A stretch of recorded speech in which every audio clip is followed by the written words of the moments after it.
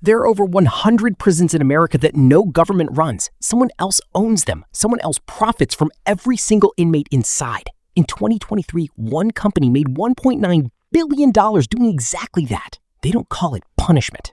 They call it occupancy. And somewhere, right now, a contract guarantees their prison stays full.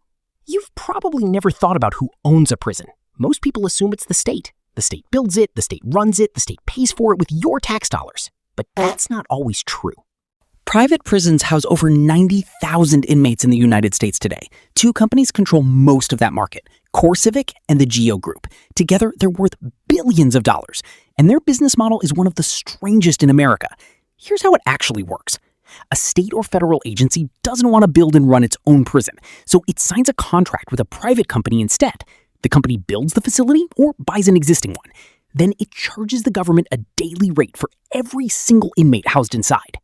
Think about that for a second. The company gets paid per body per day, not per crime prevented, not per rehabilitation success, per person, per night, like a hotel that nobody wants to check out of. This industry didn't always exist. Private prisons barely existed before the 1980s.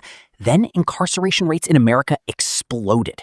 Between 1980 and 2000, the U.S. prison population grew by over 500%. State governments couldn't build facilities fast enough. Private companies stepped in and offered a solution. Build it for you. Run it for you. Just pay per inmate. CoreCivic, originally called Corrections Corporation of America, opened its first facility in 1984. It was pitched as a business innovation. Cheaper, faster, more efficient than government-run prisons. Investors loved it. Wall Street loved it even more. And this is where it gets uncomfortable. Some of these contracts include something called an occupancy guarantee. It's exactly what it sounds like. The government promises to keep the prison at least 80 to 100% full. If the population drops below that number, the state still has to pay as if the beds were occupied. Let that sink in. A government agency is contractually obligated to keep prison beds full, or pay the difference anyway. Some criminal justice researchers have argued this creates a financial incentive that has nothing to do with public safety and everything to do with quarterly earnings. So how much money are we talking about? A single inmate can generate anywhere from $50 to over $200 a day for the company operating the facility, depending on the state and the contract. Multiply that by thousands of beds every single day, every single year, and you start to understand why this is a multi-billion-dollar industry. CoreCivic alone reported over $1.9 billion in revenue in a recent year. The Geo Group reported similar numbers. These aren't small operations. They're publicly traded companies. You can buy shares in a prison company on the stock market right now, the same way you'd buy shares in an airline or a coffee chain. Now, let's say you actually wanted to buy one. What would that look like? A mid-sized private prison facility can cost anywhere from $20 million to over $100 million, depending on capacity and location. That's before you've housed a single inmate. Then come the operating costs. Staffing alone can eat 60 to 70% of annual revenue. Guards, medical staff, food service, maintenance, administration. Prisons run 24 hours a day, 365 days a year. There's no slow season, no holiday closure, no quiet Tuesday. Then there's liability. Lawsuits over conditions, understaffing, and inmate treatment are common in this industry.